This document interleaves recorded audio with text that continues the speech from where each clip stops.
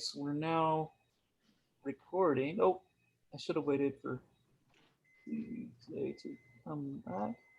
Um, yeah, we're now. Okay. Oh yeah. CJ's. I didn't realize that she'd gotten up. I'm putting my dinner in the oven, and Okay. then while I was doing that, I realized went to grab a tarot book I forgot I had, and I bought it used at Circle. Mm-hmm. I realized, Kurt, now I can understand half of what you're talking about. It's a book by Rachel Pollack. That is the book that I get a lot of my information out of. I was going to recommend that you buy that book. Yeah. That Well, is how a, about we recommend I read it with you, Kurt? that is a fantastic book. That is the sequel to 78 Degrees of Wisdom. Yeah. That one Um, just came out a couple years ago, and Yeah. I bought it, and I use it more like a reference. I haven't read it from cover to cover, I'll admit, Oh, but of course. I've just been using it as a reference and just kind of looking up what I needed when I needed. And that's one of the things. Okay, so I'm really excited because Rachel Pollack, and if you go onto YouTube, you can search her name, and there's a number of different interviews. But I came across an interview series by one of the YouTubers, and he's pretty, he's really into kind of understanding, doing a sort of deep study, this tarot study as well. And he reached out to some folks who were like movers and shakers in modern tarot, and just said, hey, would you be willing for me to interview you? I did whatever. I mean, queried them, gave them a proposal, and they agreed. And so he interviewed Rachel Pollack. So I've got one of that interview scheduled to come out tomorrow, I think. Yeah, so and it's really good. She's very interesting. I don't know if you've What ever. do you mean scheduled to come out? Okay, so I have those scheduled posts, those posts that I scheduled to come out throughout for the next. In our group. Yeah, in our group. Yeah. Oh my God, how cool. I have not been posting. So it's really funny because you asked earlier, it's like you must have, I'm like, this weekend I went and scheduled all those posts, and all those posts have been scheduled. Well, I guess I meant more, yes, I guess that's included, but I meant more about you're so disciplined in doing something every day. So I'm an Aries and I lack discipline big time. I'm like so Aries. I'm a Sagittarius, and so sometimes I'm a triple Sagittarius. Oh, wow. Yeah, which is rare. And I have to be very, very, like, I have to have that structure, otherwise. Yeah. So I try. I don't always. I mean, it's a goal, right? Some days all I get to do is really just pull a card every day. Well, like I'm thinking I should be doing what you're doing, following your journal. Plus, I should be studying if I'm going to read with all of my decks, or pick 3 I'm going to read from at first, and I should be studying each and every card for that week, either prior or after, whichever way I decided to. I'm like, well, I'm just trying to get back to life right now, just in general. Yeah. Yeah, what I'm doing is I'm doing a deck a week, and I'll just rotate both through those, right? You're going a whole deck a week? No, what I'm doing is I'm just focusing on one deck a week, and I'm pulling cards in relationship to those journal for your journal from that deck. And then once that week is done, then I'll go and I'll circulate in a new deck. And so now I'm only going to pull 7 cards from each deck. But that's what I. But also during that week, are you going to do any readings? Like, because don't you post stuff about readings too? Yeah, I haven't. Yeah, I haven't actually. I did readings on New Year's Day, but I haven't done readings. I haven't done readings since then, other than as they're related to the journal questions. But yeah, I mean, I do readings, and I read for others and read for friends and for family members right now. And okay, well, if you want to put me on your list, I don't think anybody responded to my post today, and I don't think anybody responded to my post when I offered either. Yeah, which I don't know.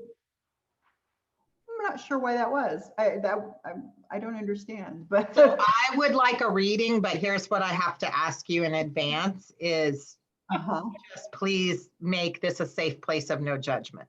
Hmm. Oh, of course. Yeah. And that's Because I might reveal things to you that might be shocking or that you might not approve of. that's Oh. actually part of the High Priestess, in fact. No, it is. It actually is. Oh. Well, yeah, I mean, we can find some time, and I certainly can do a reading for you, CJ. I wanted to give other people an opportunity before I said anything. Yeah, no, of course. And if that's the case, that's fine. There was one girl, she connects with me on multiple posts all of the time, but she's never shown up to a meeting and I've never talked to her and I forget what her name is. But the reason I was asking about playing cards is I found a deck online, so I haven't gotten the link and posted it, but I'm going to go back. It's this deck. It popped up as a Facebook ad and it's the cards. They're regular playing cards, but they're made out of this luminous black plastic. Okay. Have you Cool. seen it? Yeah, I think I've seen, well, I've seen a clear Beautiful press. playing card deck ever. And I thought for those of us who had grandmothers who read with like regular playing cards, it would be, and it's waterproof, like it's plastic. You can't fold it. Like they showed folding and it just bends. It doesn't get crinkles. It's waterproof if you spill your coffee. Like, I'm just thinking how cool if I could learn to read with playing cards, that would be like the coolest deck ever to read with. So Ray Buckland put out a book, probably like '89. It's like a little paperback, like pulp paperback book on gypsy magic, and they're reading with playing cards was in that. Also reading with dice, which I actually really like the reading with dice. Yeah. You know, which Wow. but but anyway, that book, of course, probably doesn't exist anymore. He does have a gypsy magic book. I don't know the contents of that. I don't know if that's an updated version of that little book that came out in the '80s. But his lineage, his background is Romany gypsy. So Ooh, okay. yeah. Well, I was going to say that there's a tradition in my family and in my culture that reads cards, barajas, right? They're called barajas, and so that's that's I'm always amazed, that people can read those. So I didn't. My mom read cards, but she didn't read tarot cards. She read those Gypsy Witch cards. Yes. Are you familiar with that deck, which is great? And she would pull those out every now and then. And all of like my sisters and my nieces, everybody got for the holidays, for Yule / Christmas, they got oracle cards. They got oracle decks, things that I thought that would be really resonant. I have one sister who is very devoted Catholic, but very, very conservative, but yet has this kind of beautiful folk Catholic, right? We were raised folk Catholic. So this sort of magical way of walking through the world is not anything weird at all for us. But I don't know. And so I can read tarot cards for her, but she doesn't feel particularly confident reading them for herself or for anyone else. But this oracle it's based on the saints, and it's based on like Mary, the saints and angels or something like that. And I'm like, this is right up her alley. And so I got that for her. There's a cool oracle deck that's called Cosmic Dog, which is just lovely. It's so cool. The artwork is awesome. And then there's a companion called Cosmic Cat. And so I got one for my niece was Cosmic Dog, and for my other sister, she got Cosmic Cat. And for my nephew, he actually got a Rider-Waite tarot deck, just a basic. Oh, wow. Deck. Yeah, he's a dungeon master, and he hasn't, That's awesome. Yeah, and so I said, this will really. He says, oh yeah, there are all sorts of campaigns built around tarot. Oh yeah, there absolutely. you go. Oh yeah. Yeah. There's So- some games that actually play the randomizer are tarot cards. There are some games like that. That's so cool. So he's starting to kind of branch out and explore that a little bit more.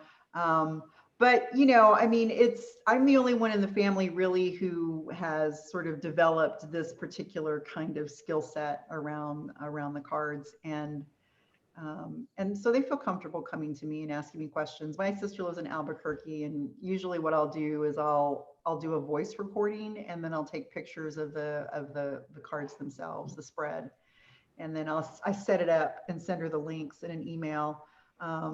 And that's how I handle it. And so I've got friends who live in DC. I do the same thing for. I read for a friend of mine last Sunday.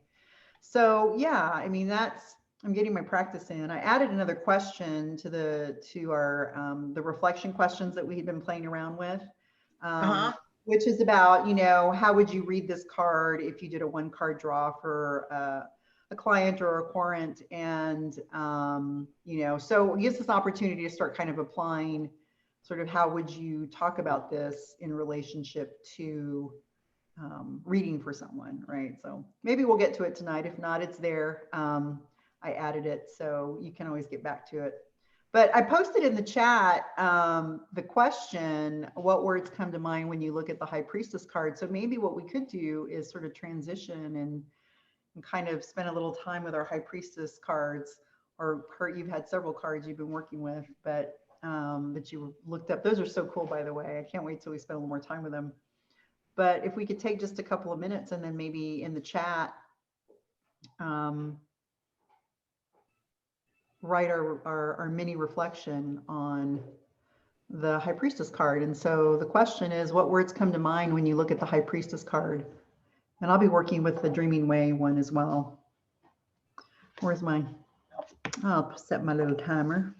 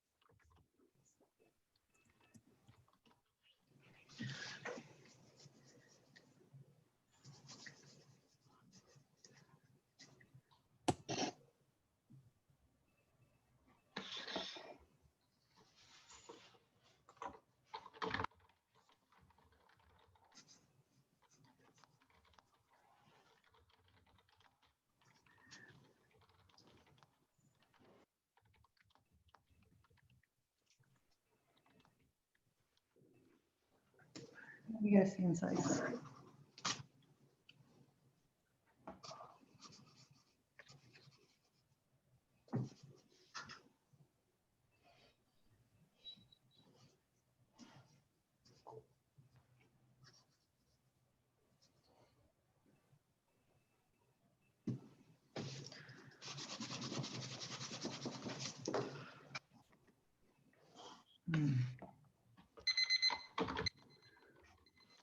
Oh, there goes my timer.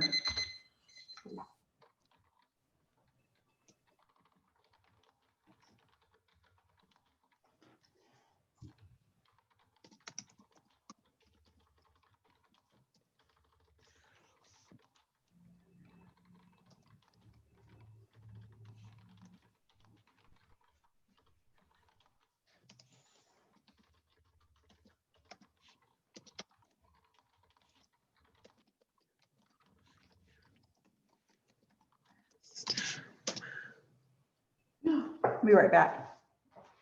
Oops.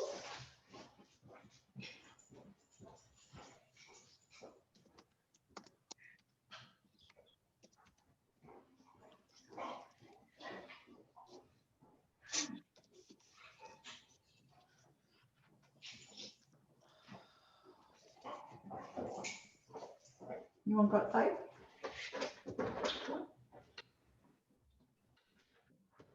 That's not for you. Okay. Sorry about that. Yeah, my dog gave her mommy my ex-wife a collie oracle for her birthday. Oh, fun. Collie oracle that just came out. That's so cool. Yeah, down with the patriarchy and such.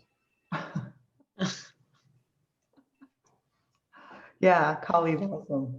I've seen that deck. I love it. I have a Ganesha, Lord Ganesha. I have the app for him. Yeah, that's a cool deck. So yeah, who wants to kick us off? I'm gonna talk a lot later, so I'll let y'all. Okay. I was listening to and kind of, reading of different things. I was reading 78 Degrees earlier today, and then I've been sort of just poking around the internet and looking for resources. And I think one of the things that comes to mind for me about the high priestess is how serene she is. And so I wasn't sort of looking at the Rider-Waite version of the high priestess.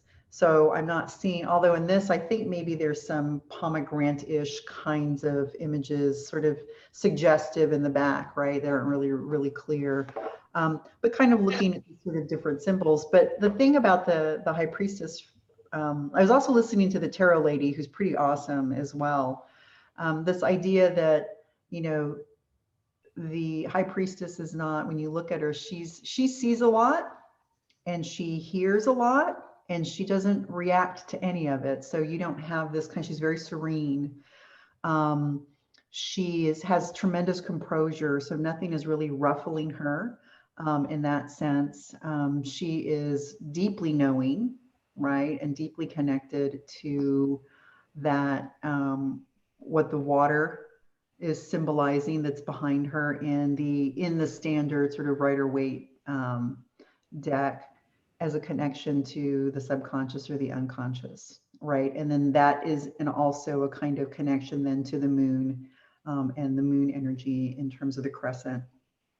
There's the goddess figure of the triple goddess figure, as she wears that sort of on her headdress or crown. And so that it is a feminine energy, a sort of a receptive but not passive energy. And so I think that's a distinction I'm making as I'm studying her a little bit more, that there is this receptive in that she's taking things in, right? But that she's not necessarily passive, right? Because she's also somebody, or, this idea that she has deep knowledge, right? She taps into that store that's at that subconscious level. So that's what comes to mind for me, the sense Yeah, of. speaking on what you said, one I can't remember where I read this, but the magician is knowledge in action, and the high priestess is knowledge and stillness and serenity. So, yeah, that's getting into what you're saying. And there's also this notion with the high priestess, and it gets into, and I'll talk about this later, but everything with the high priestess is balanced. You have the black pillar, you have the white pillar, you have, and in one card image that we'll look at, there's a yin yang in the moon. So it is in comparison, say, to the magician, for example, it is more receptive energy, but it's also very, very balanced and very, very powerful energy. And one statement I read is that it's in that balance that magic occurs, right? So, but anyway. I was going to say, I'm looking at your collage. I have it pulled up on my second monitor here, the collage of high priestess images. And I'm not sure all of the decks. I don't know all my decks real well, so I'm not sure what that first card is, but it definitely has that. Well, several of them have that sort of traditional sort of pillars on both sides. And there's a whole reason for that. Yeah. This card doesn't necessarily have that kind of representation here, but you can see that in her black and white clothing. Hmm. Right. Yeah. Oh So yeah, absolutely. Yeah, yeah, I didn't catch that till you said that, but yeah, absolutely. isn't that really cool? So I love it. I mean, this is why I think this deck is so, for me anyway, it seems like every time I look at it, I catch a new thing. But yeah, that's where that it's represented there. So I think that's a really That is real. That's really neat. cool way. Isn't that neat? And you also use the everyday witch like I do, right? Yes. So Yeah. then she's got the big giant candlesticks with a white candle and a black candle. Yeah. I love that deck. That's so much a fun deck. I just love it. I have this whole theory that I'll introduce now, but I can show through the images in a little bit. But I feel that as the high priestess has been brought more into, say, for example, neo-paganism and eclectic paganism and so forth, she's become less virginal, and you can see that in a lot of the cards because in the Raider Waite / Golden Dawn, it's the virginalness is almost essential in the iconography. But we'll get to that. But if you look at some of the more recent decks, say done in the last 20 years, she is she's certainly less virginal, if not virginal at all, which appeals to some of us. Yeah, much more sexualized, right? And giving Yeah, her almost a kind of almost an active energy. Sorry, like I was saying, receptive but not passive, right? So this is this idea of it seems like it would play a little bit on that concept of Well, so interestingly enough, I wanted to speak to that because this was a card I didn't really remember anything about. So I'm really starting from scratch. And so when I was looking stuff up in two places, I read the word passivity. But yeah, and I'm much more with you in the receptive than the passive. yeah. I think that there is, because we see those calm still waters behind her in a lot of more traditional depictions, and that might suggest a kind of passiveness. and Uh, passive for us is a loaded term, right? I mean, it's an extremely loaded term with all kinds of negative connotations to it. You know, receptive, I think, is much more descriptive. Um, you know, and it also gets into it. I think also receptive is a more esoteric term, honestly, than passive. So, Yeah, I would say so. yeah, I mean, probably passive, we could probably find the connection to serene, right? sure, Right. yeah, yeah, yeah. An equanimity, maybe, that sort of, um, CJ, it's interesting that you mentioned that this is, one of those cards that you didn't really remember, the meaning of. Nothing. And the high priestess has always kind of given me a little bit of reader's block, if you will, right? This idea where I'm like, what's going on there, right? Like there are other these cards, and I'm like, boom, I'm right there. But this one's always been a little like an enigma, right? This idea of I saw you write enigmatic there, and I'm like, very much so. I'm like, I have no idea. It's like intuition. I mean, I was thinking about it earlier today. Had to drop my dog off at the vet, and I was driving, and I was thinking on the way back, and I'm like, I'm sort of like watch, listen, keep your mouth shut was one way to kind of understand, the high priestess. I was thinking about how do I characterize her, this idea. And so, yeah, well, that really resonated. So I'm not the only one. For a long time, I thought, well, I'm maybe the only one. That's cool. Yeah. So is there anything else? No? Okay. So is there anything like, is there anything, I know, is there anything in the image that you're looking at, or anything in the card that sticks out to you in particular? Like, Is this one of our questions? yeah, let me go ahead and let me write it there. And so what in this image / card sticks out to you, and then why?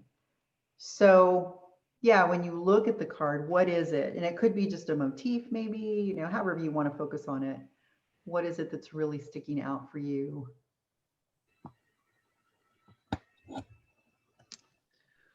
Well, I'm going to use this one.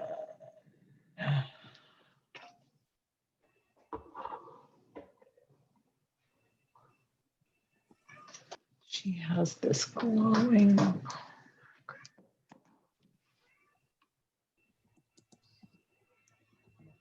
I'm going to ask a silly question, guys, but like, so Kurt, what you and I were talking about before, the head symbols, like for Isis and everything, are both of them the things surrounding the full moon? Is it also the crescent moon? Because some of them have like little wings or something at the ends.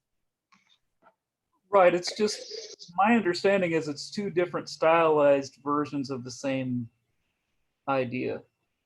So the moon is the full moon in the center, and then what surrounds it is the crescent moon? Yes, and then on some of them you will have the waxing and waning moons. Okay. Um,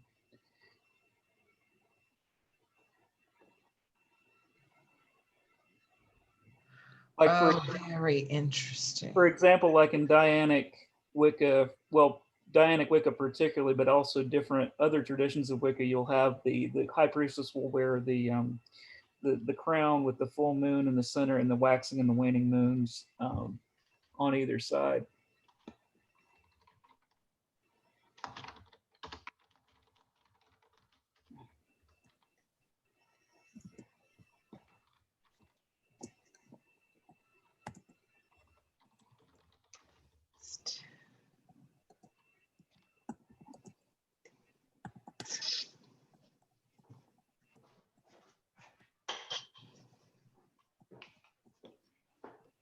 That'll help a little bit.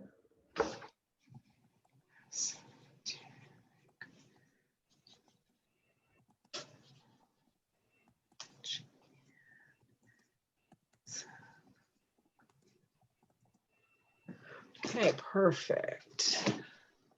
So Denise, do you want us to type this here because y'all upload this, right? Yeah. Okay.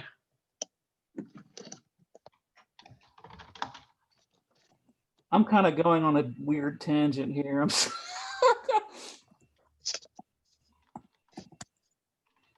Oh, my spelling is so bad.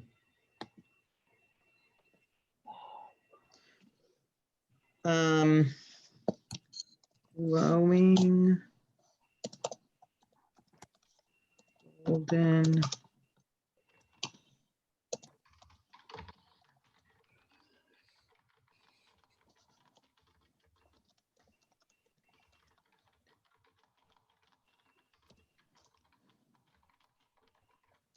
tapestry. That hurts. Tapestry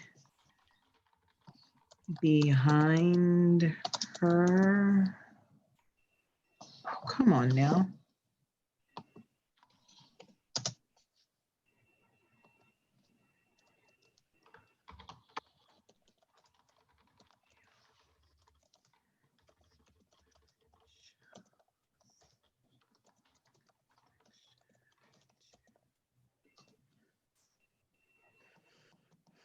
What did I put? The mysteries of life.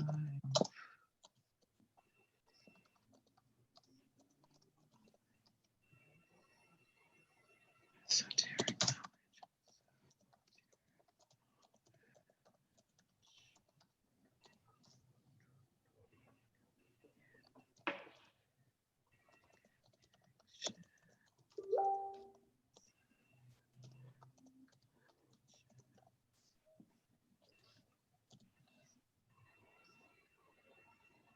E.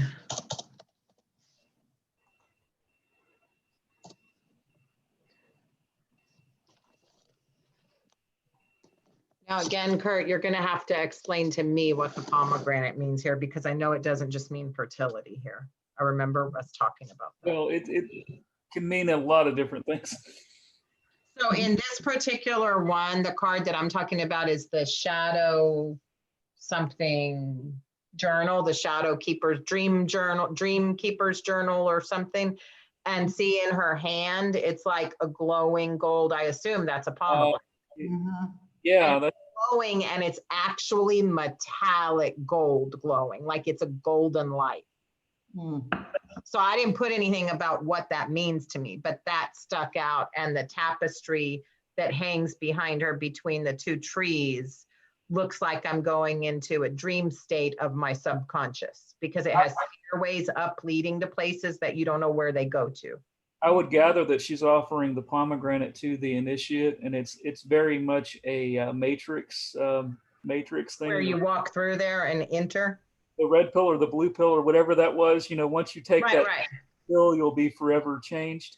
And I think that's the thing, is that once you take this Garden of Eden. exactly, once you take this pomegranate, you will be forever different. Changed. Yeah. You're changed.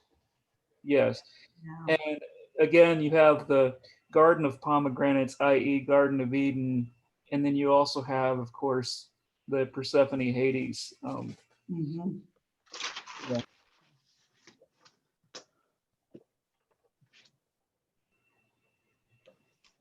Yeah, I think that, I mean, I just stuck with this card here, and of course, the thing that sticks out to me, or that I'm drawn to immediately, of course, is the moon, right? Right. Looking at that moon, that crescent moon, how large it is, it's central, even more so, even her, even though she is the prominent figure, the moon draws me, and I think the reason why is just that I'm just in general fascinated by the moon and what it represents.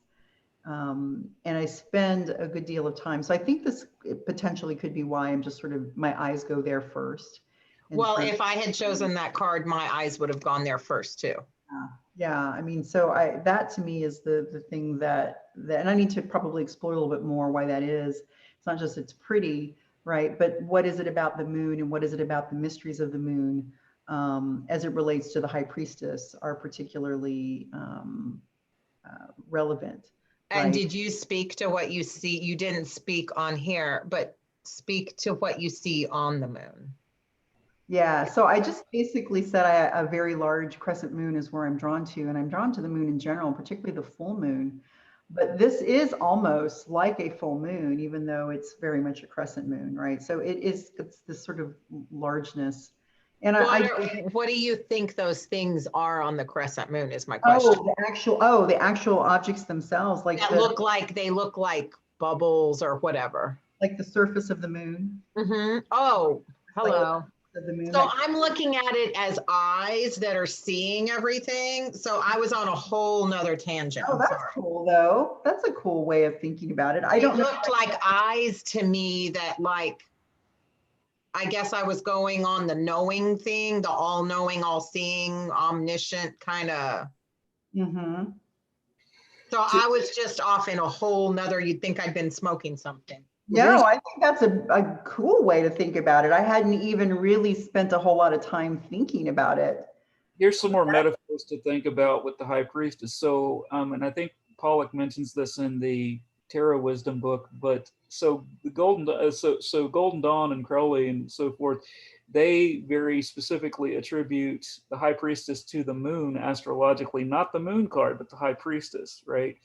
And the astrological sign with the high priestess is Cancer. So if you know anything about Cancer, the sign, you see that aloofness, or that perceived aloofness of the high priestess, because the emblem of Cancer, of course, is the crab, and crabs hard on the outside, soft and chewy on the inside, and that basically, and so Cancers, if you know anything about the astrological sort of stereotypes, right? Cancers are considered to be the most likely to be serial killers, but they're also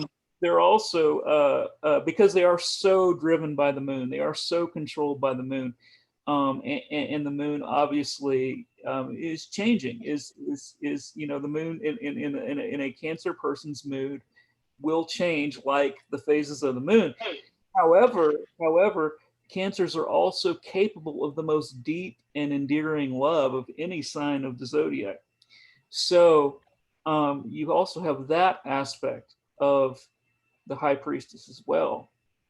Um, you know, and so and we can get into the iconography too of all the different goddesses that all the different moon goddesses that she represents, that the iconography on the cards. But yeah, that she seems aloof, quote unquote, but that aloofness is only for those who have not bitten out of the pomegranate yet.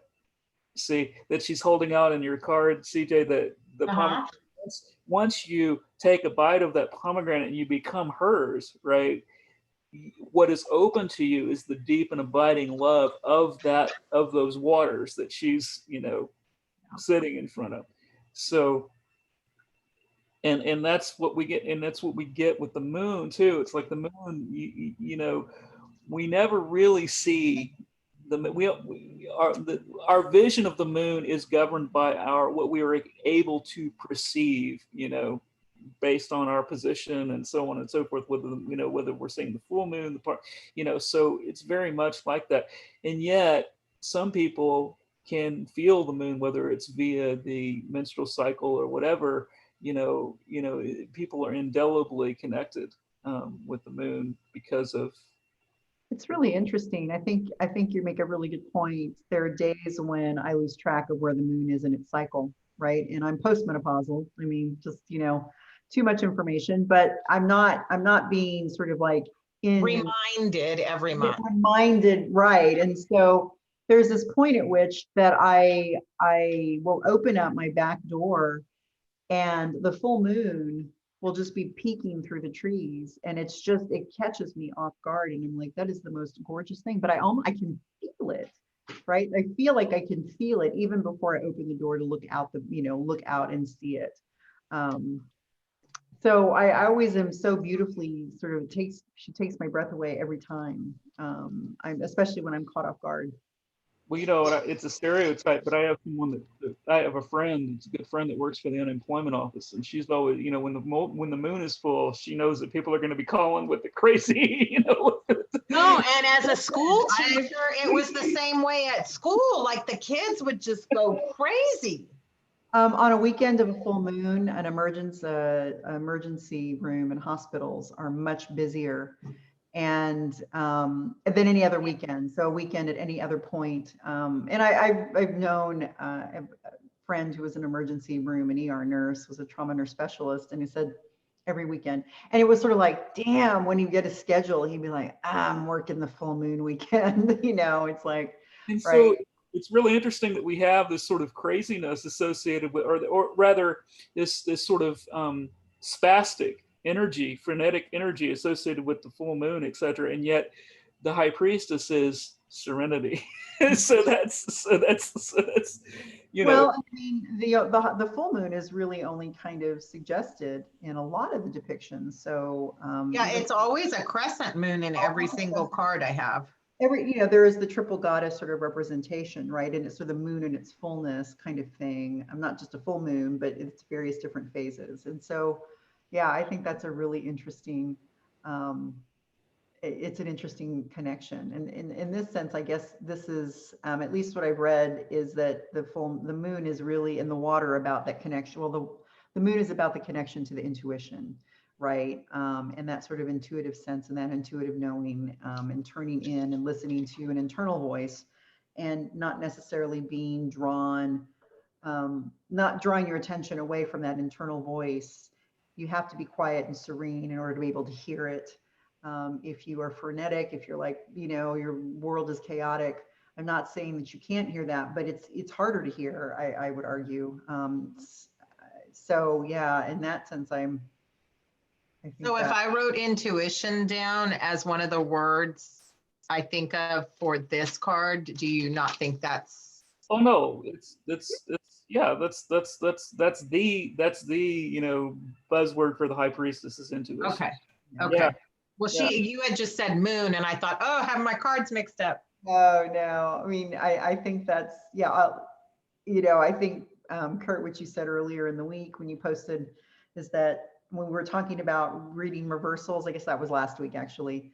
And you said, the idea that each card, the shadow is always present. And so this is why you read them all sort of upright. And I read mine upright as well, for a different reason. But I definitely agree with what you were saying in terms of it's if we look at any card in its fullness, we need to acknowledge the shadow side.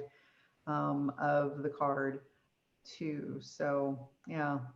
Does So that mean, this is kind of a joke, does that mean your reading gets twice as long time-wise? Well, you know, that's why I would only charge, honestly, that's why I would only charge $10 a reading, because I didn't want to, you know, I didn't want to like come to the end of a reading and be like, oh, you owe me, you know, 30 something, da da da da da. You know, I yeah, didn't, like a flat rate. I was far too ethic, like, you know, and people would come with like serious, what honestly were serious, untreated psychological issues. And I got to the point where I would have like cards of free resources for, you know, mental health with me, you know, when I was doing readings, and I'd be like, you might want to, you know, take a look at this. This is beyond my ability to help you here. You know what your limits are, and that's good. Healthy Yeah. to know that. Yeah. I was also married to a psychologist at the time, but that was, Oh, but how wild. yeah. Is there, I was going to say that, is there anything that you want to say to the high priestess? I mean, I can just go through the cards. Let me see if I can. Is this a journal question, Denise? Yeah. Can you type the question for us? I will type the Let me question. unshare my screen then. Oh my gosh, what deck is on the right, Kurt? With the broken open pomegranate that looks like a heart with That is the Tabula Mundi deck. Actually, before that, we should go. So we're talking about the shadow side. So I want to ask the question, what do you like about the high priestess? What do you dislike about the high priestess? So we were talking about two aspects. That was one of those questions, those journal questions. And we don't have to dislike something, do we? No. But what I like and what I dislike are the same thing. Okay, well, talk to me. Like, write it and talk to us here. Serenity. I admire it. I love it. I cherish it. But I also, it drives me nuts. You know, the whole, you know, be still and yeah.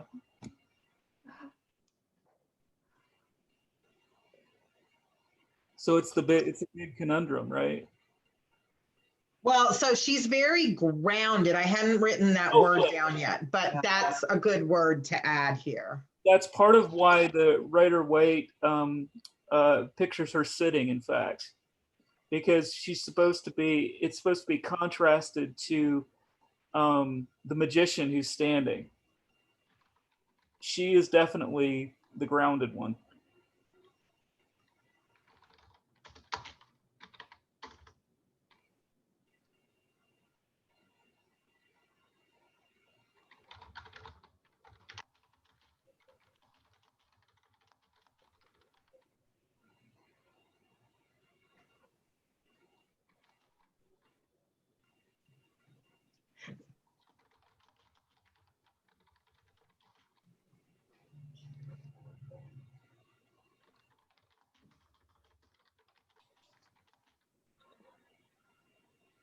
It's interesting that we get essentially of the threefold goddess type, you know, the typical, the maiden, the mother, and the crone sort of archetypes. We get two of them, one after the other. The high priestess followed by the empress. So that's going to be an interesting contrast when we get to the empress. But So the high priestess would be the maiden? high priestess is the maiden, or the well, back in 1910 when Edward Waite did his attributions and such, she was the maiden. I would argue now she's not necessarily. She doesn't have to be. She can be. She doesn't have to be.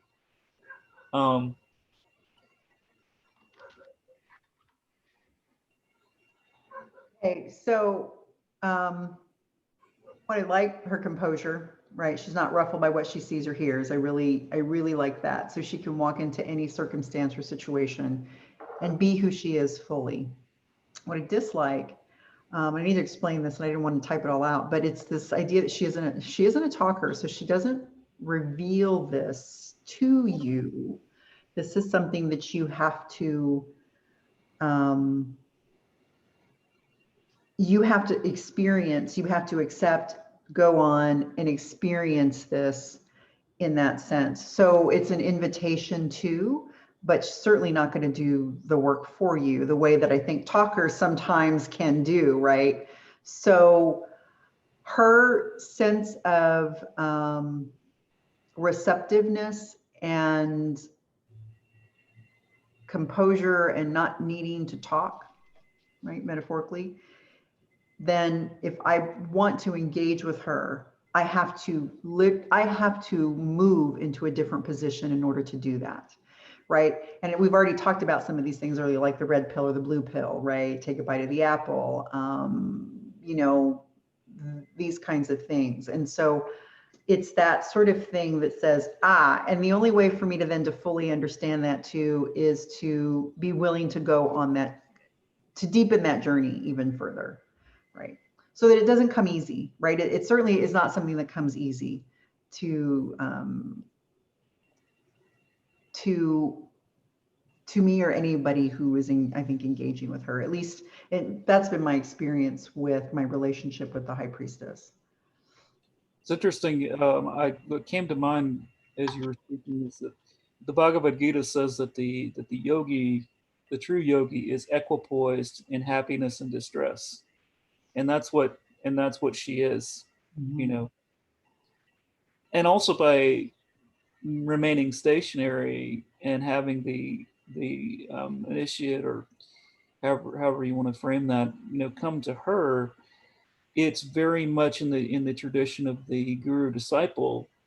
Even though she's not talking, even though she's not, you know, sort of giving direction, you know, in terms of logos and so forth, you know, but by having to acquiesce to her, that's very much a guru disciple type of scenario, and it's, we don't see that a lot in the tarot, because part of the tarot is kind of bucking, you know, traditional religious authority and so forth. But the fact that, you know, her original title was the female pope, literally, you know, it's kind of interesting. And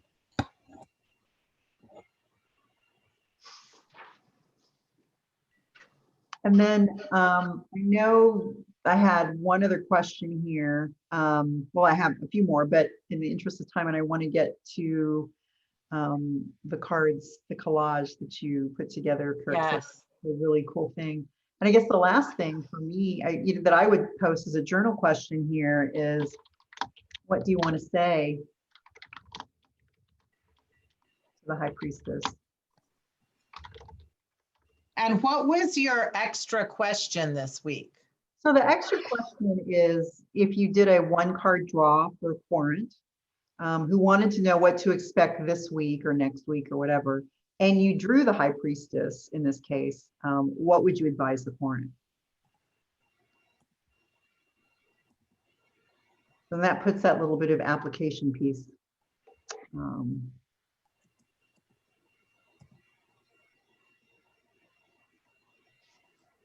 And so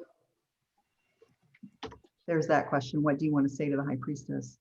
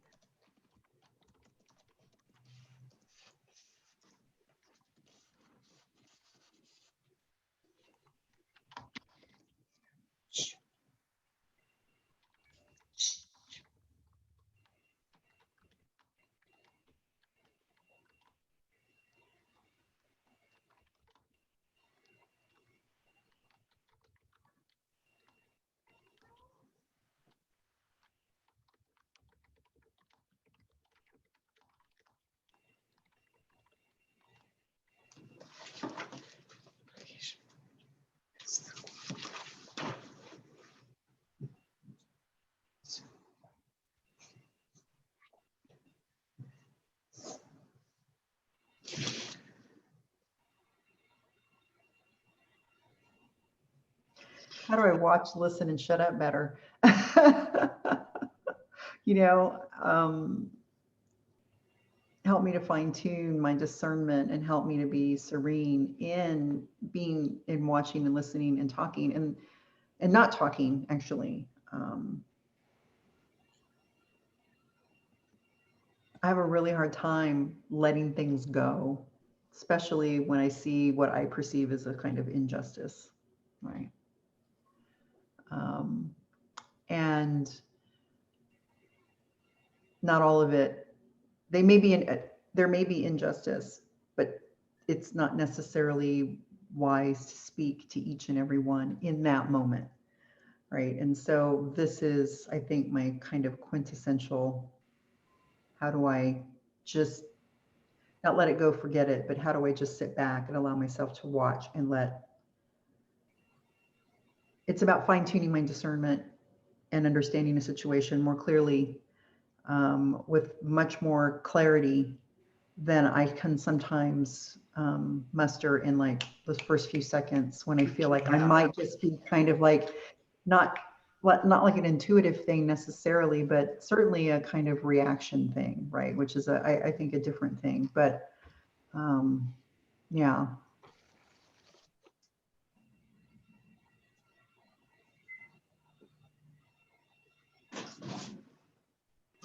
Your house is so clean. I love it. And then I will post this last question just so you can have it, but then I don't know.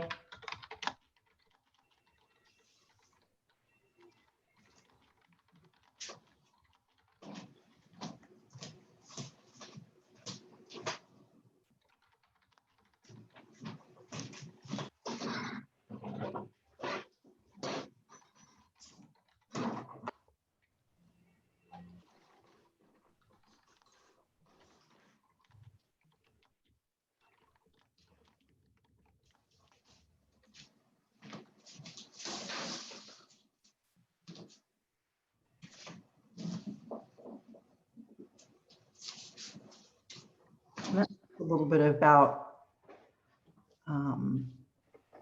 sort of synthesizing it, putting it together.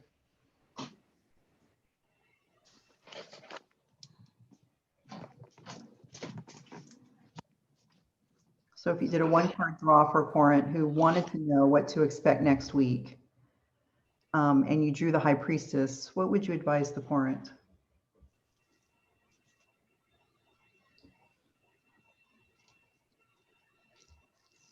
Do you want us to answer this right now? Yeah, who wants to take it? Who wants Let to? Kurt take this one. I would just so it's kind of twofold. One is, listen to your intuition, and the other sort of the other point to that is to have confidence in what you're receiving. Yeah. Hold on. My dog is growling. Give me a second. Have confidence in what you are receiving. From your intuition, right? Because it's one thing to, it's one thing to think, oh, I'm having this really strong feeling I should do this or whatever, but we may not act on it because we might just talk ourselves out of it,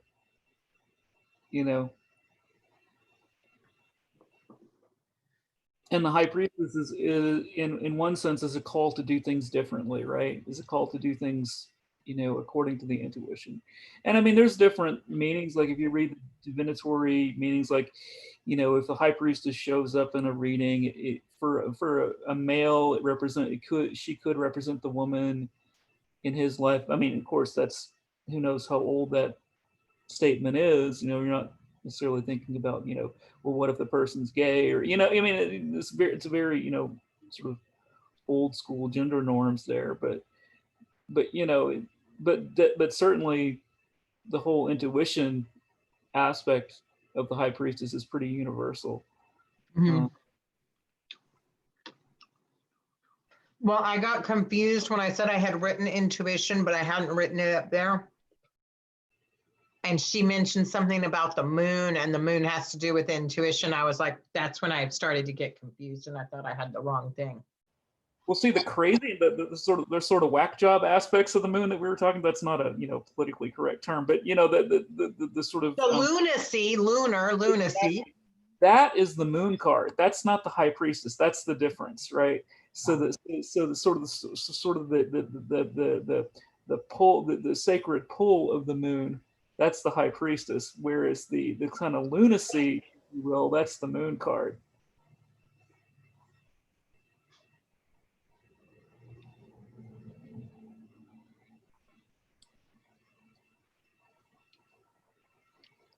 That's good. That's a much better term than whack job. This is why I could never be. This is why I could never be a head of a department, because I would just. I would just You and me either. They'd fire me. well, but see, I'm an English teacher, so I can say "fucking" class. I can do I can do all those things, because it's expected of English teachers to be nuts and dress like a homeless person and all those things. I tell that to students all the time. No, I just dress like a homeless person. I'm not. I'm Not really. Yeah, yeah. Also, I happen to have a male genitalia, so I can get away with that, versus women who cannot get away with that because we live in a horrible, horrible system that, anyway, perpetuates evil things like Well, that. and it's one of the things that I think this is what I'm saying, that is the lesson for me for the high priestess is about watching and listening. Mhm. Because if it's about picking your battles to some degree, right? It's like, that may not be the inherent sort of lesson, but it is about watching and there's a deep wisdom here. And we didn't talk about the Torah scroll, but that sort of deep wisdom is there, and really learning how to watch, learning how to listen, and learning to figure out the discernment, when to use that, is relying on that deep knowledge and wisdom. So something just came into my head that y'all are probably familiar with, because it's a very often anthologized story, but the story, I forget the title that it's given in the anthologized version, but it's the piece from I Know Why the Cage Bird Sings, where the grandmother owns a general store, and of course they're African American in rural Arkansas in like the 30s ish or something like that, and there's all these these just indignant white kids that come in and tear up the store and call them every name in the book, and all this kind of stuff. Yeah.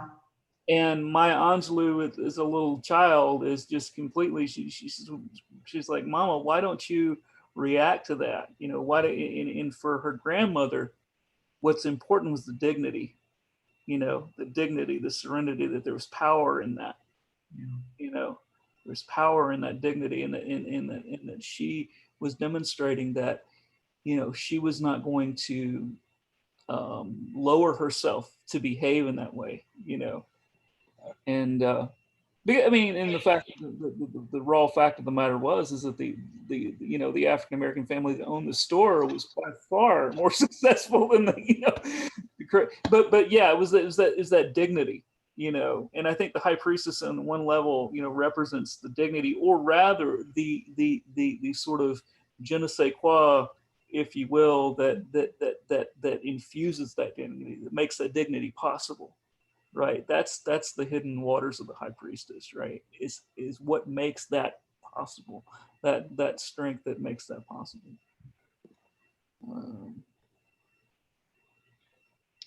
So Kurt, are you ready to do a deep dive into your? Yes, let's okay, can everybody see? So here we have the sort of Rider Waite high priestess style. So in case you're wondering, you probably read this, but the B and the J, these are the pillars to the Temple of Solomon. This is Boaz, or strength, on the feminine side, and Joaquin, I don't know if I'm saying that right, Joaquin or Joaquin, that it's literally, he will establish, is the literal translation, also called wisdom. So strength and wisdom, again, that sort of that mix of dignity, right, and serenity that she has. Of course, the Torah scroll, which Denise mentioned, the tree on the veil in the background, and a lot of people. So this will become in the more pagan decks. This will become the world tree. Mhm. We talked about the crescent. The cross is significant because in um, not necessarily purely Christian iconography. You also see this in Egyptian and other, but a cross indicates a threshold between worlds, right? A Mhm. cross indicates a threshold between worlds typically, and then of course beyond the veil we have the waters of the subconscious and so on and so forth. And in one place I read that the waters in the high priestess, that's the water from which all the other waters depicted in the tarot flow, is from this water of the high priestess. So in that regard, we actually have what the river Ganga, which is said to flow from the heavens and so on and so forth. And we have that in other aspects of the high priestess, but I'll get to that later because we have the crescent moon here. So this is my absolute favorite high priestess card for a number of reasons. In this, so this is from the Rosetta Tarot, which in the whole concept behind the Rosetta Tarot is supposed to be a deeper feminine or feminized version of the Thoth. So it's kind of it was meant to be a feminist or feminine companion to the Thoth deck. And it's fairly recent. I mean, I guess I can't remember, when it came. I don't own a physical copy because it's exceptionally expensive. I think the deck is like 50, $60 just for the cards. And I would never read with that. I would have, I would, I mean, this card. Free to But get coffee on it or something. Yeah. yeah, I might use it for meditation or something. But so we have the Isis, and so she's very clearly Isis here. We have the headdress of Isis. We Mhm. have the veil. Incidentally, the color indigo, which we see in both images here, that is the color of the third eye, right? That's related to the third eye. Really, again, intuition, perception. Um, the waters are behind her here. We have the bow here. This is the bow of Artemis. Okay, so within the high priestess, and this I found to be this was like an aha moment for me when I was studying this. Within the high priestess, we have Isis. With the veil, the blue veil, we have the Virgin Mary, and Yeah. here we have Artemis. Here, of course, is the pomegranate, emblematic of the womb, emblematic of course, Persephone, emblematic of the paradise, emblematic of the Garden of Eden, and so forth. So So, Kabbalistically, and we actually have it depicted on the next card. So I'll move over here. And these two are by the same tarot creator, okay. incidentally. This one was so the tabula mundi. The idea behind the tabula mundi was to essentially bring the Thoth iconography into the 21st century. So it's kind of like a 21st century um, homage um, to the Thoth deck. So here, of course, we have this. I love this. This is like just a heart that's split open with pomegranate seeds in it. Yeah. I know. That's awesome. The water itself is Yeah. the veil, and Mhm. then we have the full. So we have the headdress. We have the full moon in the headdress in these, but then the moon itself. So we have the full moon here as well as her headdress. Um, we have the Star of David here. Mhm. Uh, in place of the cross, but it's kind of grounding her. So I'll mention the Kabbalist, and of course we have the moon astrological emblem here, which we've already talked about. And so interestingly, this lyre, which sometimes you'll see a lyre, sometimes you'll see a bow, but the lyre has 8 strings for the 8 phases of the moon. Yeah. So um, and the lyre's kind of mechanistic here, seeing that it could also be a bow, right? So it has that as well. But so and let's see. So Gimel, right? The Hebrew letter that's attributed to the high priestess. This is the 13th path on the tree of life that runs directly down the middle Keter, the shining white light, which is for all intents and purposes the first divinity of which we can conceive, right? So from Keter going down, you go to, you have the high priestess is directly down, and then below her is Tippereth, or the heart, or the sun, right? So look, quite literally, and Gemel means camel in Hebrew. So the high priestess, metaphorically speaking, is the vehicle by which one gets from from the source to the sun. So that's how you get the Virgin Mary, right? That's how you get the Virgin Mary imagery there. But and also the heart. So Tippereth corresponds with the heart. So the high priestess is ultimately leading you to that love, to that ecstasy. So in that imagery there, we have we get Krishna and Radharani, for example, because in Vaishnavism, you actually go through Radharani, who teaches you, who leads you to Krishna, right? And so you have the high priestess is Radharani.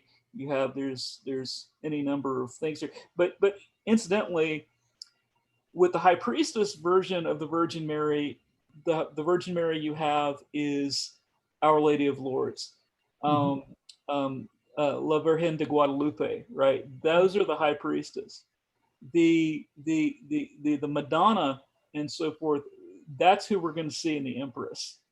So this is and of course and that's exceptionally powerful if you think about it, because if not for La Virgen de Guadalupe, there would be no Christians on the frickin' North American continent. I mean, that's how Christianity came to the North American continent. Basically, was La Virgen de Guadalupe. Before the sighting of La Virgen de Guadalupe, the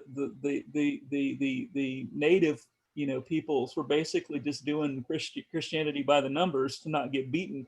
But until but when they saw her, it was there began to be some real faith there. And in fact, the Virgin de Guadalupe has, if you look at her imagery, she has a lot of the same iconography as the high priestess. But anyway, these two decks are just fabulous, but they're so expensive. So here we have Persephone, and she is going, and I believe those are, I cannot remember the flower this is. I knew it, but it has escaped me. Is it not a daffodil, is it? Is it wisteria? No, it's not a daffodil. It's some type of lily kind of looking thing. Yeah, it's a flower that represents it's flower that represents death, but it's not the asphodel. It's something. Somebody will maybe watch the video and put it in the thing.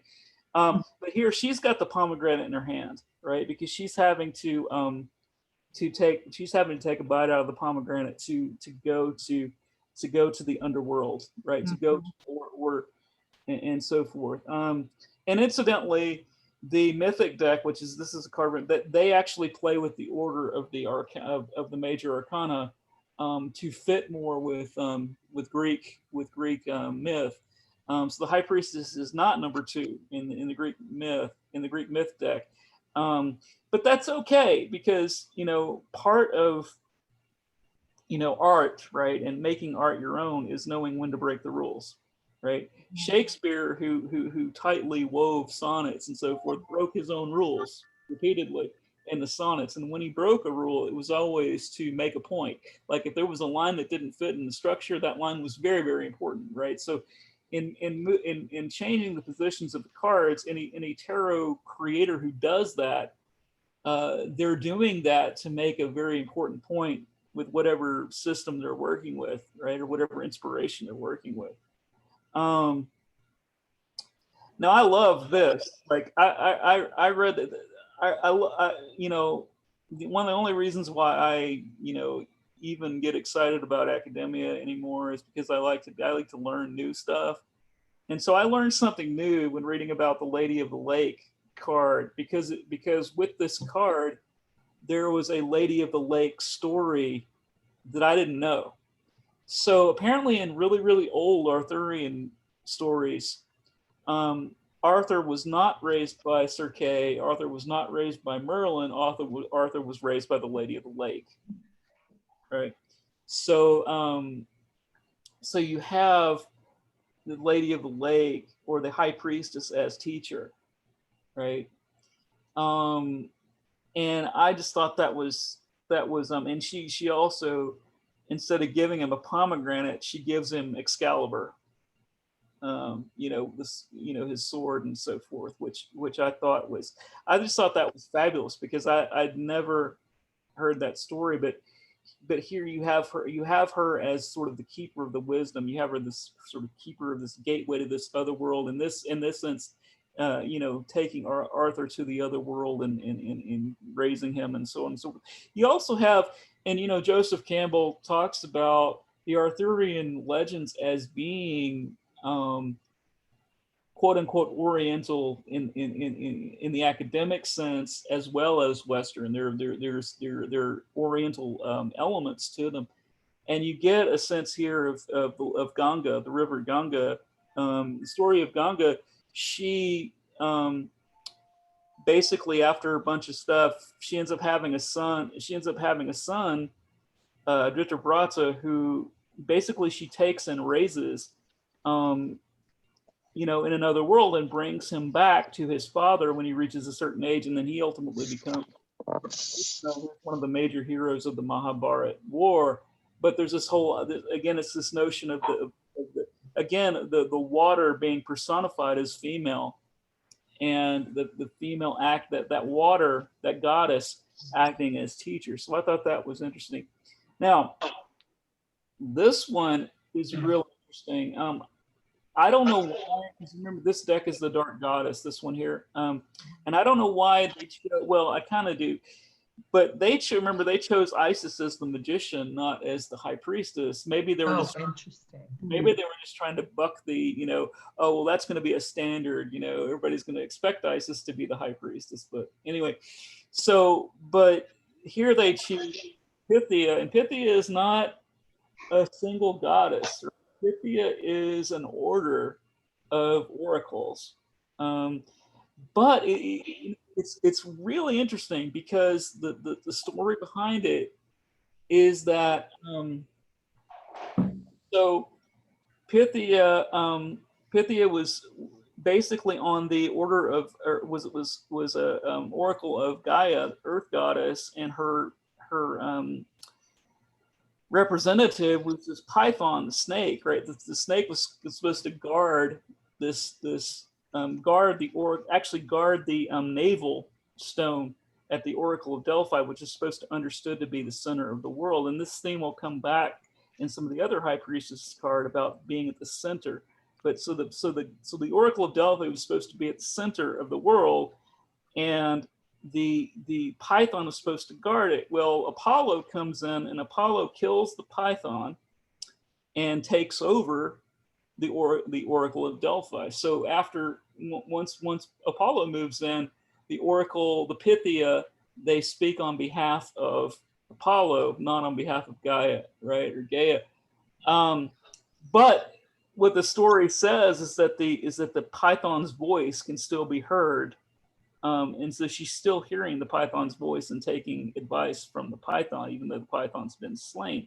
And of course, you get in that narrative that I'm botching, I'm sure, but you get in that narrative the sort of supplanting of the matriarchy by the patriarchy, right? But you can't. But in that, the tension there is that you can't destroy the matriarchy. You can try, but the voice of the python will still be there, right? The snake, and of course, with the python, you also get the snake in the garden, right? The bringer of knowledge and so forth. And this is interesting to me, and you see the python here is interesting to me because some High Priestess images, I don't know if I have any on here, but some of the High Priestess images that I came across, there was python, there were snakes in them, and I didn't quite understand the snake, but the snake is in reference to the python of the Oracle of Delphi. So I thought that was interesting, and again, that tension of the attempt to silence intuition, to silence that feminine power, but you can't do it. You can hide it, but you can't destroy it. And if you try to destroy it, that's when you go nuts and you end up on the moon card. Yeah. So here, this one here is from the wild. It's called the Wildwood Tarot now. It used to have a different name, but I forget what the original name was. But the new version's the Wildwood. So she's the seer here. She's an old world Celtic shaman. Again, unfettered. She's got an owl feather coat. So that's indicative of her wisdom, her being able to see in the dark, essentially see through the dark. She is considered to be at the center of everything, at the center of the world, like the Oracle of Delphi. She's considered to be at the center, you know, and so she has mastery over the different elements and so on. This is from the Druidcraft. She's from the Druidcraft, and again, this is not a traditional depiction of the High Priestess, but you have the serenity here. You have someone who is not concerned about, you know, like looks or anything. She's devoted. She's you know, and this is of course in Wiccan iconography and practice. This is drawing down the moon, right, or drawing or invoking the goddess, right? So she's invoking the goddess here. She has the blue still. Interestingly, it's supposed to be a druid deck, but they pointed out this acorn necklace here. That's an homage to Gerald Gardner, because he talks about the Dianic priestess in Witchcraft for Tomorrow, Witchcraft Today. He talks about the Dianic priestesses having worn acorn necklaces. And that's a direct reference to that. So, interestingly, in these two cards, we have a moving away from the Isis Virgin Mary version of the High Priestess, right, into a less confined version and arguably less and less virginal. I went ahead and I put this one on here next because she's also scrying into a bowl. But this is the Morrigan, right? And last week I said Caradwin's ravens, but I was mistaken. It's Morrigan. It's the Morrigan's ravens, right? So she's scry again, trying to see into the waters and so forth. And she's got her sending out her ravens. This is the Chrysalis deck. Really, really beautiful artwork on here. Here's our Shadowscape, and I like this one because the owl. The owl is really cool. Again, like you said, she's got a pomegranate in her hand, and she's actually looking at the pomegranate, which I think is kind of cool. So she's anticipating taking in that knowledge or taking in that journey, right? And we have the bow shape here. I mean, it's not a literal bow, but we have the bow shape, which also you can see that V shape as the womb, right? Also, here down lower here, we've got sort of the empty pomegranate shells. This is I love that owl though. The owl on there is great. Now this is weird. This one, and you've got the moons in her cloak. Oh, I see. Okay. Yeah, I do see that. Right. You've got a crest, what looks like a crescent moon, and then on the other side you've got what looks like a full moon. Yeah. And again, she's also winged, and she's winged in a lot of the images in the Shadowscape. And the wings, anytime you see the wings, those are Isis, right? Those are indicative of Isis. I was not for my computer was not cooperating with me at this moment, so I wasn't able to put this card in here. But there's a card from the Byzantine tarot, the card from the Byzantine tarot, High Priestess. She's actually Sophia, Mhm. which in Sophia Shekinah is basically the consort to Yahweh, right? And in Christianity, it's Sophia or the Holy Spirit. In Judea, in Kabbalistic Judaism, it's the dwelling place. Shekinah means dwelling place, right? So, but the Sophia depicted, personified, is a woman sitting on a throne with with wings, right? And so very Isis, Isis, Mhm. right? Now this is just weird to me. They didn't choose a, they chose a Lynx as the high priestess, and I Mhm. looked up a lot of stuff about Lynx, and they do, and lynxes are considered to be apparently, psychic, and all the stuff about at least what I looked up, which could be crap, but it, Very having to do with yeah. intuition and so on. So um, I mean, I think the lynx is really cute. I like the lynx, but I thought that was a weird attribution there. Well, what deck is that? That is the spirit song. Spirit song. And do they do this with all their cards? Have an Yeah, odd, they're all animals. okay. They're all animals. Okay. Yeah. Um, and I like the sort of whimsical art in these with the spirit song. Um, so You this see is the moon, the crescent moon Yes. in yeah, there. yeah, okay, yeah, there's yeah, and then Looking at some of these different, if there was ways that we could kind of identify yeah, other kind of iconography here. and you have the tree. You have a sort of a tree here. Mhm.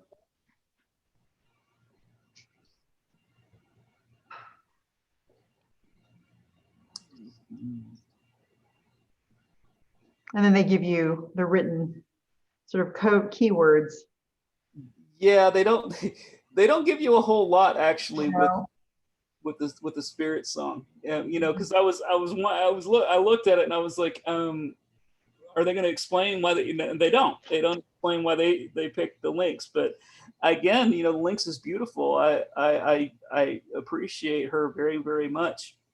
But You know, uh, mysterious, rare. I'm trying to think of other associations. Wiley, I don't know. Probably rare, probably hidden, probably rare, because you Yeah. don't see a lot of, at least I. It's a Yeah, beautiful drawing. I mean, it's yeah, pretty. yeah. And then of course we have Rachel Pollack's The Shining Tribe tarot, and she's trying to be very, and she's trying to really, with the Shining Tribe tarot, she's trying to break it down, be very very minimalistic. Mhm. Um, it's interesting that in the description of the card, she like breaks down all the Kabbalah stuff and all that, but it's not necessarily in the card itself. But we have the wings, again, the wings of Isis here. We have the blue, the actually we have indigo and blue on this card. So to emphasize that, we have a mask. And she says, I can't remember if she said Australian or African. I think the mask is African, the braids are Australian. I can't remember, but she goes into detail about where she chooses what. But we have, and here's a serpent image. Again, the snake is taking us into the other realm, taking us into this to the unconscious. And she makes the point that the snake is coiled counterclockwise, so coiled counterclockwise to go within, to draw in. And then the fish is supposed to take us back out, right? um, Hmm. but she, her writing is real interesting. Like one in this book is, I don't even think it's in print anymore, but she has this great book, The Body of the Goddess, that is it's just a great book. I don't think I have it anymore, but and she basically just goes around the Greek Isles with her partner, and goes to all the different ruins and so forth, and just muses on the goddess, right? Being in, you know, the Greek Isles and just in Crete and so forth, and just muses on the goddess, and that's what the book's about. And so yeah, she has some really interesting revelations and so forth. So here's where I argue that the high priestess becomes less virginal, if not not virginal at all. In fact, this is Robin Wood's depiction of the high priestess. She's also not necessarily passive in these images, because here what they did is they sort of superimposed the or melded the role of the high priestess within Wicca with the card, the high priestess. So we still have in Robin Woods, we still have the moon, of course. We have the black and white tree. So she's still in the middle pillar. She's still that balance, right? She's not holding a pomegranate anymore. She's holding a crystal ball. Yeah. But again, you know, that's looking into the future and so on. She's got the crescent moon headdress of the high priestess. She's wearing a pentacle, indicative of Wicca. Wicca. She's got a book of shadows. Now, Robin Wood, in her description of the card, right, goes into great detail about the high priestess being naked underneath this. It's very important to Robin Wood that we know that the high priestess is naked. I should say nude. Naked sounds, you know, judgmental or something. But nude, exactly. See, I want to do a tarot deck that's nothing but pictures of naked people, like photos of naked people, like all different bodies, all different body shapes and age, everything. No children, of course, but you know, old people, whatever, you know, just different. Yeah, I think that would be great. I think that's what we. Anyway, so her point being is that the high priestess here is unfettered, right? She's not worried about convention, right? She's not worried about stuff being imposed upon her. She's no longer a virgin. She's no longer a pope, right? She is in her own element here. So moving, this is the Barbara Moore. This is the As Above tarot, and in the As Above, it's a very much a Wiccan deck, but it's dealing with that which is in the unconscious or the spiritual realm, right? So we have the moon, and that's a yin yang, so it's very much the balance, and it's from that balance, it's from that middle pillar, right, of balance, that the high priestess is drawing her power. And again, we see the light behind of the moon coming out. She's got the athame, the chalice, and she is essentially invoking the goddess here, right? We have receptivity, as you were saying, Denise, but it's a very, very powerful receptivity, and they're contrasting. The high priestess role in a traditional circle with that of the high priest. The high priest is basically the dude that keeps the books and, like, you know, he speaks for the group in some instances, or does it, but the person that sort of brings in the power is the high priestess, right? And so that's her role here. And again, I mean, these are you know, sort of gendered, masculine, feminine, but you know, a male who identifies with the goddess can draw in a god, you know, draw in a goddess, and so on and so forth. We're not trying to, you know, limit that kind of stuff. Unless you're in a Dianic covenant, then the dudes just look pretty. That's all the dudes do, is like look pretty in a Dianic covenant, or carry in the coolers, right, with all the drinks and the barbecue, whatever. Some dudes love that, and they, you know. But anyway, so this card I found really, really interesting, because there's a question that I have about this card, and so the text that comes with this card is very, very brief, and it just basically says that you basically have to take the chance and take the hand of the high priestess, and basically just, you know, you know, in this image, she does, there's no, you know, red pill, blue pill, or pomegranate or anything, but the idea is that you take the hand of the high priestess and let the high priestess lead you into that intuitive realm. My question is, who's the high priestess here? Is it this being of light, or is it the young woman? I'd say it's the being of light, but that's my first guess because she's connected to the moon through the path of the light. And the woman on the land is on the land and real. The other woman is already in the water, and she's got this air of spiritualism to her because you can kind of see through her. She's more like a spirit, and she's coming from the moon and the water herself. See, that's the way I see it too. You know, and maybe the idea is that if the woman takes that chance and takes that journey, that she will then embody what that light being is.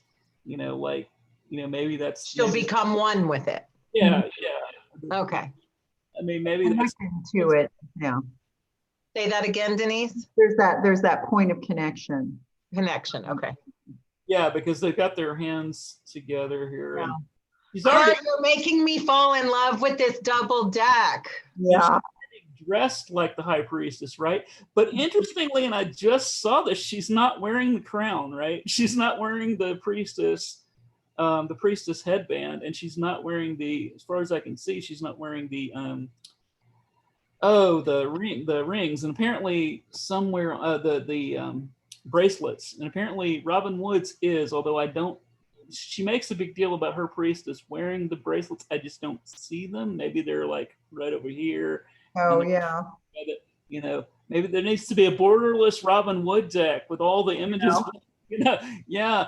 I can't believe they haven't come out with that, because that deck's been out forever. Yeah.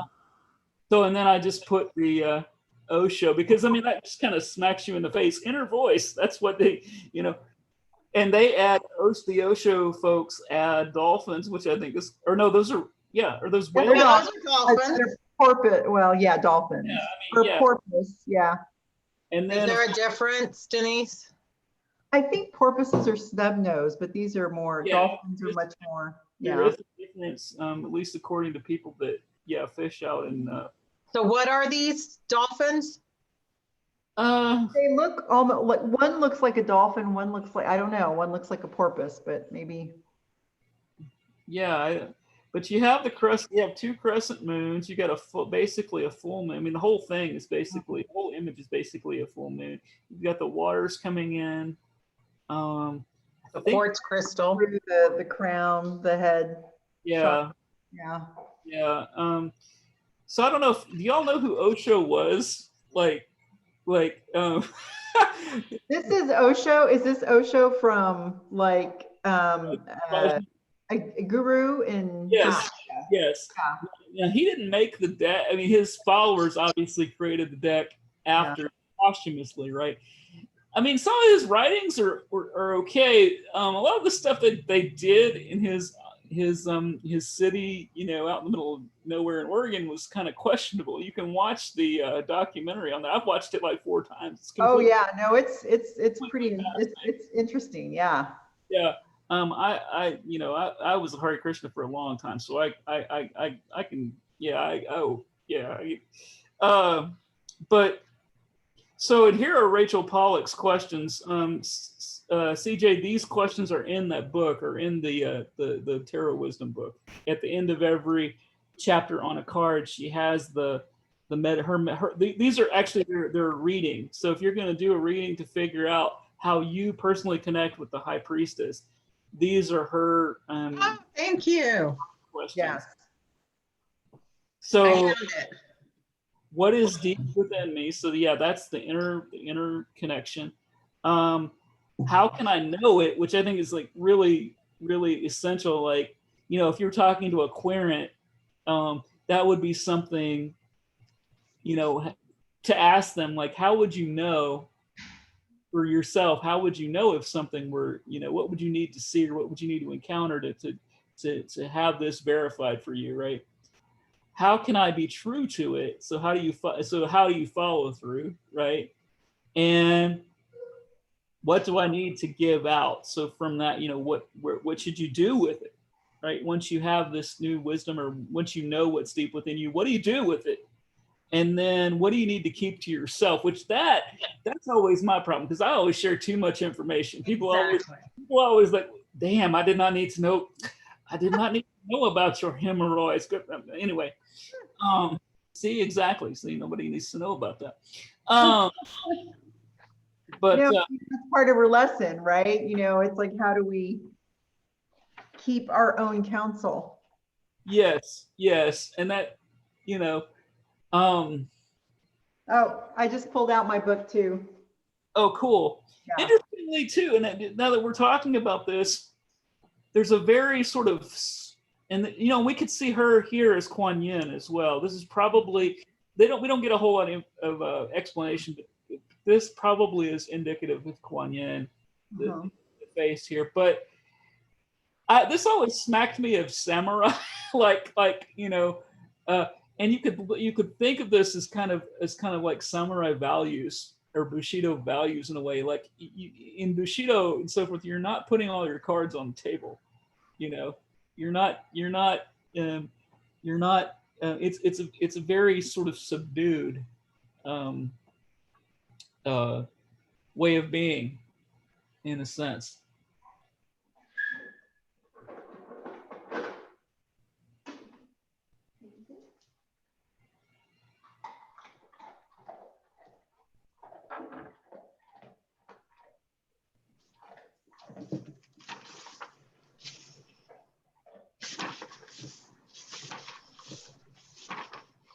Thank you, Kurt. Next week we have the Empress, who, in my point of view, is the card for the COVID era is the Empress. That is the card that she is the card that we should be taking comfort from and meditating upon in the COVID era. So that's a preview of my theory for next week. Thank you. Thank you. That was cool. Thank you for sharing that. I always really enjoy the collages of cards that you put together, or the collection of cards you put together. Really cool. All right, I am going to stop the recording now. Yeah. And for anybody that actually watches, we should have a prize for anybody that actually watches this whole thing, because we've been recording for quite some time tonight.